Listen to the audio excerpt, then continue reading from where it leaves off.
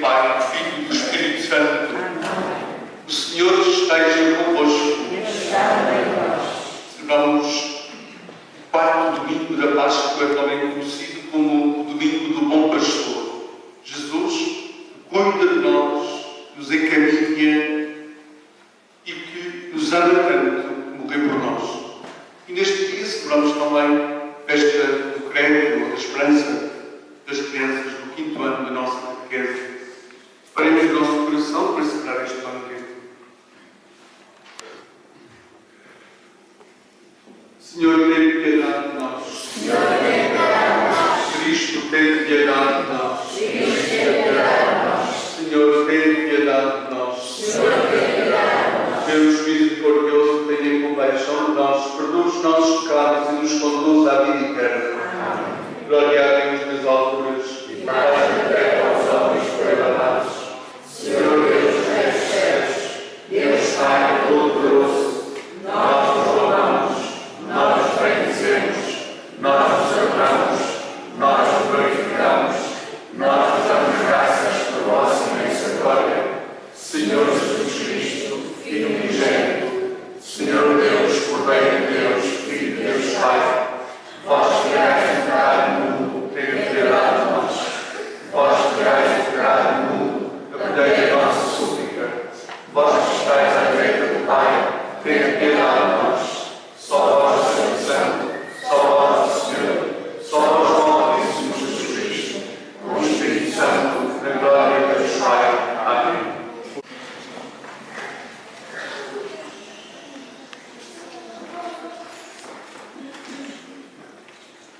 Leitura do Atos dos Apóstolos. No dia de Pentecostes, Pedro de pé com os 11 apóstolos, ergueu a voz e falou ao povo: Saiba com absoluta certeza toda a casa de Israel que Deus fez Senhor e Messias, esse Jesus que vós crucificastes. Ouvindo isto, sentiram todos o coração despassado e perguntaram a Pedro e aos outros apóstolos: Que havemos de fazer, irmãos? Pedro respondeu-lhes: Convertei-vos e peça cada um de vós o batismo em nome de Jesus Cristo, para vos serem perdoados os pecados. Recebeis então o dom do Espírito Santo, porque a promessa desse dom é para vós, para os vossos filhos e para quantos de longe ouvirem o apelo do Senhor nosso Deus. E com muitas outras palavras os persuadia e exortava, dizendo: Salvai-vos desta geração perversa, os que aceitaram a palavra de Pedro. Receberam o batismo, e naquele dia juntaram-se aos discípulos cerca de 3.000 pessoas. Palavra do Senhor. Graças a Deus, pastor, nada faltará. O Senhor é meu pastor, nada me falta. Leva-me a descansar em verdes prados e conduz-me a águas refrescantes e reconforta a minha alma. O Senhor é meu pastor, nada faltará. Ele me guia por sendas diretas por amor do seu nome. Ainda que tenha de andar por valas temerosos, não temerei nenhum mal, porque vós estáis comigo, o vosso cajado e o vosso báculo me enchem de confiança. O Senhor é meu pastor, nada faltará. Para mim prepareis a mesa, à vista dos vossos adversários, com óleo me perfumeis a cabeça e o meu cálice transborda. O Senhor é meu pastor, nada faltará. A bondade e a graça hão de acompanhar-me todos os dias da minha vida, e habitarei na casa do Senhor para todo o sempre. O Senhor é meu pastor, nada faltará. Pai, suportais o sofrimento com paciência, isto é uma graça aos olhos de Deus. Para isto é que fostes chamados, porque Cristo sofreu também por vós, deixando-vos o exemplo, para que sigais os seus passos. Ele não cometeu pecado algum, e na sua boca não se encontrou mentira.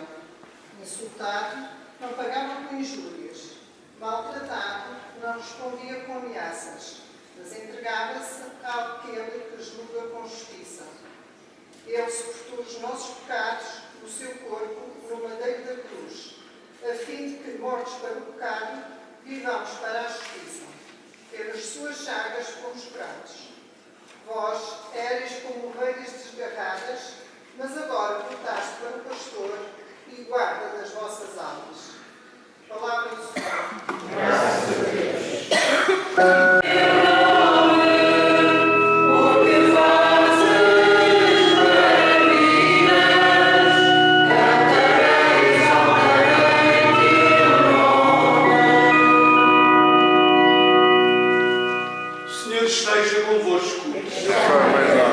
Evangelho de nosso Senhor Jesus Cristo, segundo São João. Glória a vós, Senhor. Naquele tempo, disse Jesus: em verdade vos digo, aquele que não entra no aprisco das ovelhas pela porta, mas entra por outro lado, é ladrão e salteador. Mas aquele que entra pela porta é o pastor das ovelhas. O porteiro abre a porta e as ovelhas conhecem a sua voz. Ele chama cada uma delas pelo seu nome e leva-as para fora. Depois de ter feito sair todas as que lhe pertencem, caminha à sua frente e as ovelhas seguem-no porque conhecem a sua voz. Se for um estranho, não o seguem, mas fogem dele porque não conhecem a voz de estranhos. Jesus apresentou-lhes esta comparação, mas eles não compreenderam o que queria dizer. Jesus continuou: em verdade vos digo, eu sou a porta das ovelhas. Aqueles que vieram antes de mim são ladrões e salteadores, mas as ovelhas não os escutaram. Eu sou a porta. Quem entrar por mim será salvo. É como a ovelha que entra e sai do aprisco e encontra pastagem. O ladrão não vem senão para roubar, matar e destruir. Eu vim para que as minhas ovelhas tenham vida e a tenham em abundância. Palavra da salvação. Glória a vós, Senhor.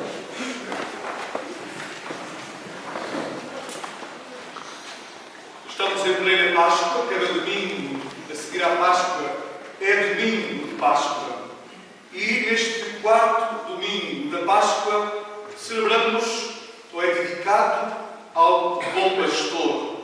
Porque o Evangelho que a Igreja escolhe para este domingo e o Salmo responsorial referem-se ou falam na missão de Jesus como o Bom Pastor, aquele que conduz as ovelhas, aquele que conhece as ovelhas, aquele que vai à frente das ovelhas, aquele que não permite que nada de mal aconteça às suas ovelhas. Comecemos pelo Salmo, que é o Salmo 22 da Bíblia, do livro de Salmos, que tem 150 salmos, e este salmo é um dos mais bonitos destes 150 salmos. Os salmos foram orações que os judeus, em vários momentos das suas vidas, fizeram e que depois alguém um dia passou para escrita. Salmos de alegria, salmos de gratidão, salmos de sofrimento, salmos de angústia, salmos de petição, salmos de confiança. Há vários tipos de salmo, consoante o estado de alma das pessoas que os viveram e depois que os escreveram. Este é um salmo de confiança. O Senhor é meu pastor, nada me falta. Esta frase, para quem abre a Bíblia com fé, a Bíblia é um livro que se lê com fé, portanto é um livro de oração. Porque cada vez que eu abro a Bíblia, é Deus que me fala, é uma carta de amor que Ele me manda, é uma carta de amor que Ele escreve, para a situação concreta que eu estou a viver. Porquê? Porque Ele me conhece, Ele sabe o que é que eu preciso naquele momento. Então sempre que eu abro a Bíblia, eu abro com essa intenção, saber o que é que Jesus, o que é que Deus, o que é que a Palavra de Deus me diz para a situação concreta que eu esteja a viver, seja qual for, um momento bom ou um momento menos bom, tudo aquilo que a vida nos traz. Então, sempre que nós lemos a Bíblia, sempre que nós abrimos a Bíblia, se nos sair este salmo, o Senhor é meu pastor, nada me falta, eu posso estar a viver a maior tempestade da minha vida, mas essa tempestade não é maior do que esta confiança que tenho nesse Deus.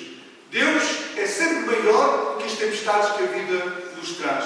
E quando vemos isto nesta perspectiva, a gente não finge que não estamos a viver uma tempestade, a gente não finge que não está a viver um problema, a gente não finge que está num momento difícil, a gente põe o momento difícil, põe a tempestade, põe aquela batalha no seu devido lugar, com a sua devida dimensão. A gente não avoluma, porque Deus é maior do que ela, seja qual for essa tempestade.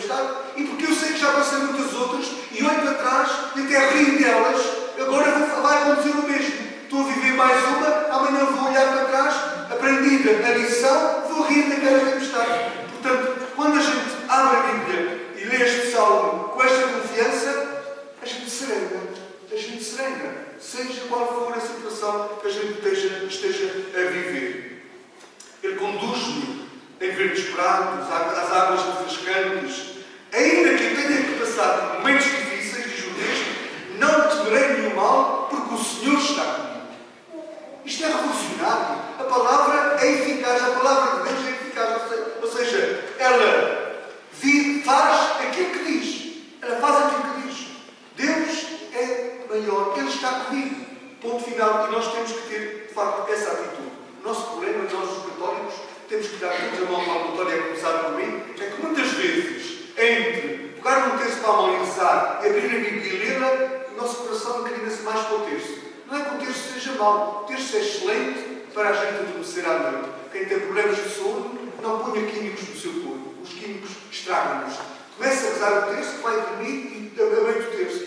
É um sonorífero maravilhoso. Agora, a Bíblia é para se ler na frescura da manhã. Por isso é que os padres, os religiosos, temos que de manhã fazer oração bíblica, oração que chamamos a liturgia das horas. Cada momento do dia a gente tem que fazê-la, 5 vezes ao dia, pelo menos. Porque a Bíblia tem que se ver nos momentos mais frescos da nossa vida, para a gente assimilar o máximo possível o que aquela palavra me quer dizer naquele momento. Acreditemos, ela transforma, ela faz maravilhas, porque nós não somos diferentes daqueles a quem ela transformou ao longo dos tempos. Se ela transformou outros seres humanos que vivem também no planeta Terra, lá no planeta, eu não sou diferente. A minha fé é que pode ter um nível diferente da fé daqueles que a vivenciaram, a experienciaram e a escreveram. O Evangelho fala-nos em Jesus como porta e pastor. Ele é porta porque Ele é que me conduz. E Ele é porta porque Ele me diz como é que se faz. Ele próprio me diz como é que se faz. É importante a gente olhar para Jesus, a gente às vezes olha para os santos. João Paulo II, passando a fase de santidade, a gente vai passar a olhar para Ele de uma forma diferente. Porque Ele é muito humano, Ele é como nós. Os santos são santos porque foram pecadores. Os santos são santos porque foram pecadores.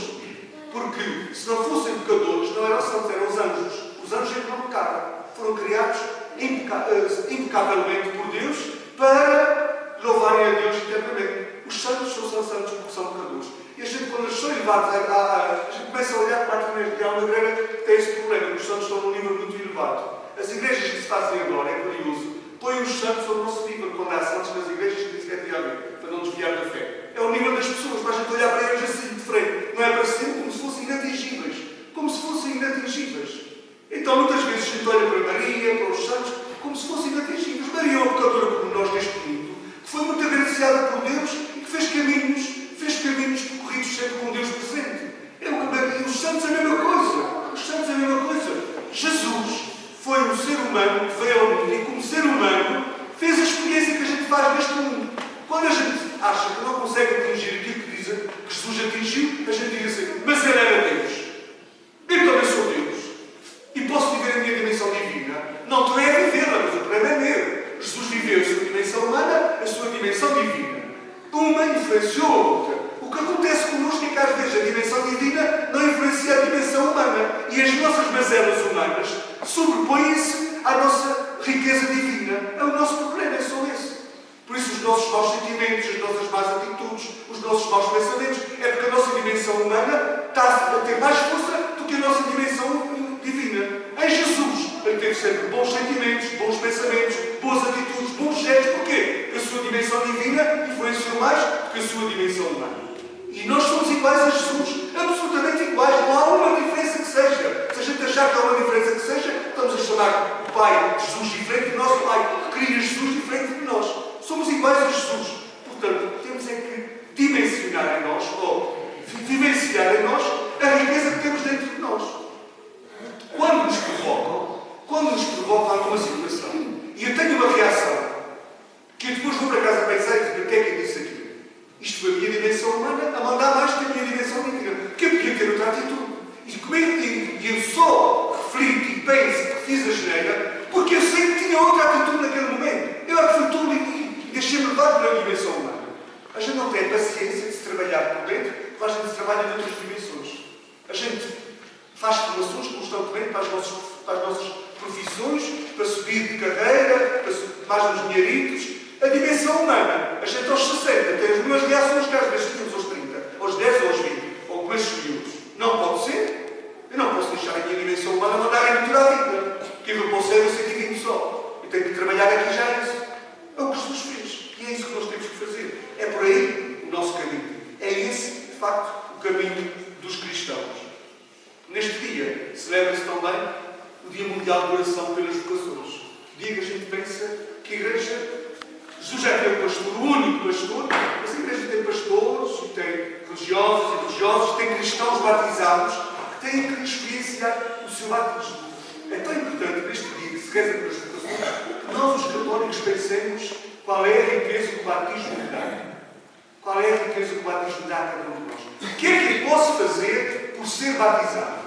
É curioso. O planeta Terra é só um, a Igreja está no planeta Terra. E há lugares do mundo que os cristãos fazem coisas extraordinárias. Nós também fazemos coisas extraordinárias noutras dimensões. Mas há coisas que a gente, por exemplo, vai pedir a um padre, a um bispo, que nós todos podemos fazer. Os padres podem celebrar todos os sacramentos menos ordinários. E houve muito tempo a ideia que o bispo é que pode crismar. E quando não é um bispo um carrochinho, a gente acha que o crisma não foi bem dirigido. Os cristãos podem celebrar todos os sacramentos, menos a Santa Unção e a confissão.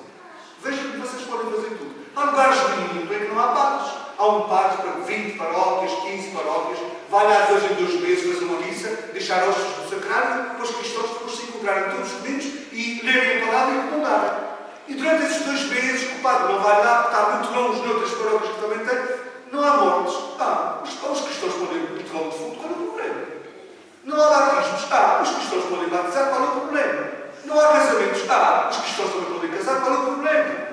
Faz parte do pacote que diz batismo, todas essas coisas. Eu vou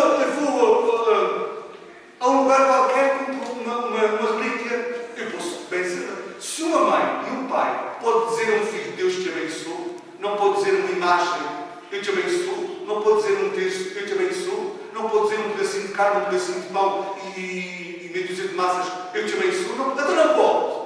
Nós é que achamos que temos tudo padre como jarra bem feito em todo o lado.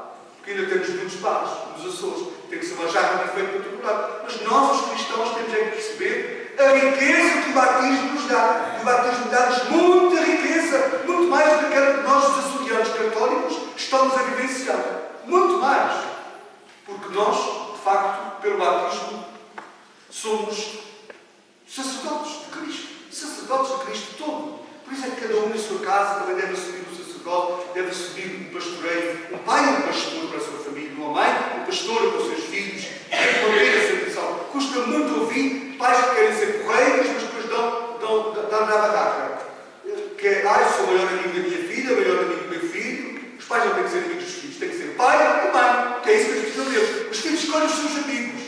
Do pai eles exigem que seja pai, que seja pastor, quando ele precisa, com autoridade, com disciplina e com muito amor. E da mãe precisa muito coração, muita disciplina também, muito amor, para que seja a sua maior amiga, mas vão escolher os seus amigos depois.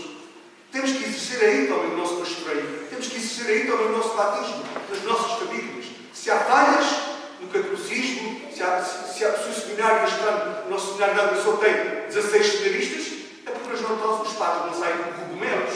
Não é por obrigação só do Espírito Santo, é por obrigação das famílias. Porque são feitos de carne e osso, os padres, e vão para o seminário os filhos das famílias cristãs. Se a gente nem sequer conhece hipótese para os nossos filhos, eles não crescem nem sequer sabem disso o que é. Nem sequer sabem isso o que é. Vocês sabem que eu sou seminarista? Não. Estudo, papai. Pronto, teste um Espírito Santo também. Mas daqui a 20 anos, como é que vai ser a igreja católica? As crianças não têm culpa de não saberem essas coisas. As crianças não têm culpa. A culpa é nossa, minha, todos nós. Mas não têm culpa de não saberem.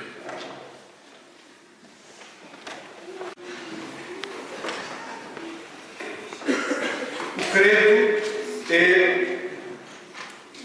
a única tradição da Igreja que não mudou. Vem desde o início. O credo e ir à missa todos os domingos são as únicas tradições que não mudaram. Todas as outras, o tempo trouxe, o tempo vai e volas. Então, por isso é que a Igreja, na caminhada da catequese, dá 1 ano às crianças para fazerem esta experiência de aprender a oração que vem desde o início. É a festa do credo. Para lá nós vamos fazer a profissão de fé. Isso o quê? Para entender a profissão de fé e o credo. A profissão de fé é o credo batismal. São as 4 fórmulas. Mas eles este ano estão a trabalhar este credo que provavelmente depois vão recordando o seu batismo, vão professar. Hoje, eles vão aqui diante de nós com a comunidade, vão dizer o credo, sentindo que fazem parte de uma igreja que já tem 2000 anos e que as crianças das vossas idades, há 2000 anos, nas vossas idades, foram aprendendo esta forma que vocês estão aprendendo este ano na catequese. Há 2000 anos que a igreja já faz isto. Então vocês vêm aqui para a frente e vamos fazer o credo para a vossa catequista. Os vossos catequistas, terem 2 jovens que também vão se crismar e que estão já a fazer estágio. Os nossos estagiários para aqui também, a senhora catequista. Mas vão saber cada frase daquilo que vão dizer. Vão saber o que é que significa. As coisas de cor têm sempre sentido se depois se dá continuidade a isso. Então vamos ouvir-nos dizer o credo. Creio que não só Deus, Pai todo-poderoso, Criador do céu e da terra, todas as coisas visíveis e invisíveis.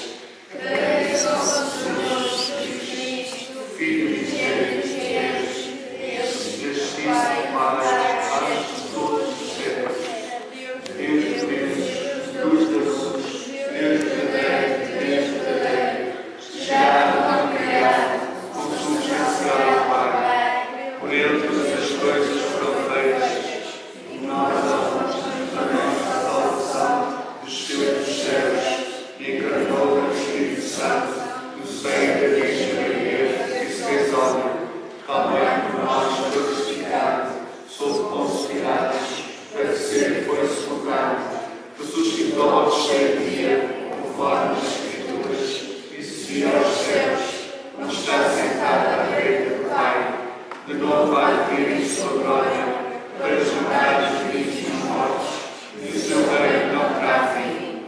Creio no Espírito Santo, Senhor que dá a vida, procede do Pai e do Filho, e com o Pai e o Filho entrar e glorificar. Ele falou dos profetas, creio que a Igreja una, santa, católica e apostólica, resta o batismo para a remissão dos pecados, e espera a ressurreição dos mortos e a vida do mundo que há de vir. Amém. A Patrícia, a Virgínia de Fátima, o José Carlos, o Diogo Miguel, o Carlos Manuel, o Vítor Alexandre. Vamos saudá-los com a salva.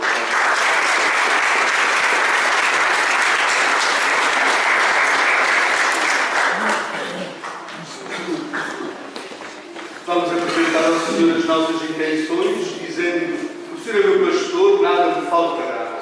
O Senhor é meu pastor, nada me faltará. Para que o Redentor livre de todo o mal, a Santa Igreja lhe dê pastores segundo o seu coração e conceda as revelações de que ela precisa, oremos, irmãos. O Senhor é meu pastor, nada me faltará.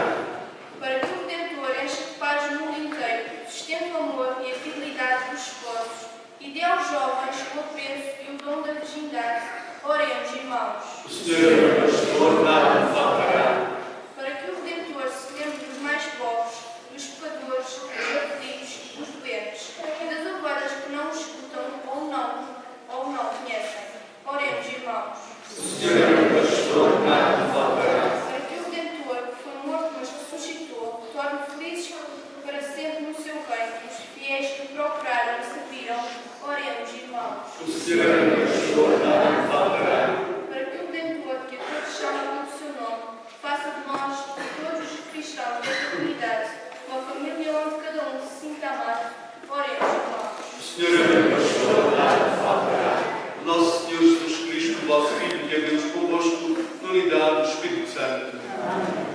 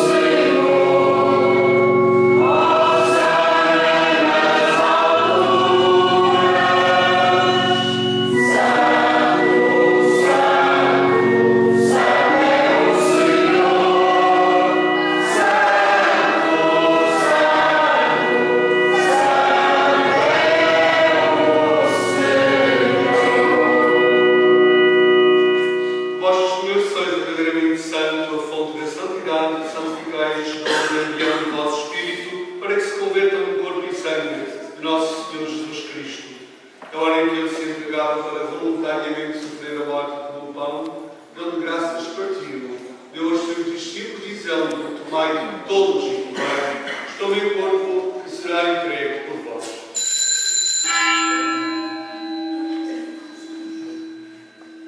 Igual modo, no fim da ceia, tomou um cálice, dando graças, deu aos seus discípulos, dizendo: tomai todos e comei, este é o cálice do meu sangue, o sangue da nova e eterna aliança, que será derramado por vós e por todos para a remissão dos pecados.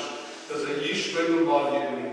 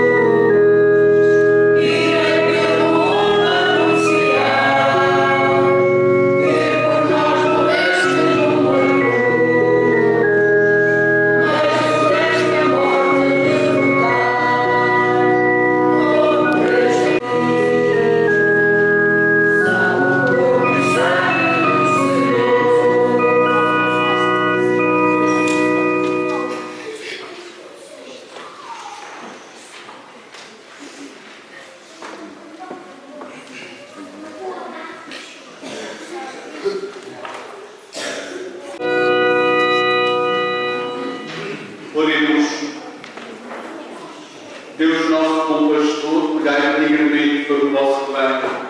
Conduzi-as as datas eternas, as ovelhas que remistes com o vosso sangue. O nosso Senhor Jesus Cristo, vosso Filho, que é Deus convosco, na unidade do Espírito Santo. Chamamos a atitude mais correta, aquela que Maria nos ensina. Há muitas coisas que aconteceram na vida de Maria, a mãe de Jesus, que ela não entendeu. Mas ela não fez especulações, ela não perguntou porquê, ela não inventou desculpas, não levantou razões para a sua fazer isto ou aquilo. Maria colocava no coração de Deus as situações que ela não entendia. Confiemos a Deus